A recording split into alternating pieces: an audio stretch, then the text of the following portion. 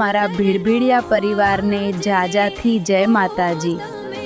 મારા વહાલા દીકરા મુન્નાભાઈ, હિતેશભાઈ અને મારા પુત્રવધુ ચંદા અને ચુમન અને મારા વહાલા પૌત્ર અજય, દેવ, પૂનમ, ખુશી, રાજવીર, રુદ્ર। ભલે હું તમારાથી દૂર છું, પણ મારા આશીર્વાદ સદાય તમારી સાથે પડછાયાની જેમ રહેશે।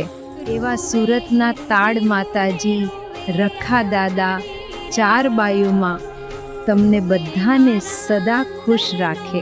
અવાજ રે ઓ તમે અમને મેલ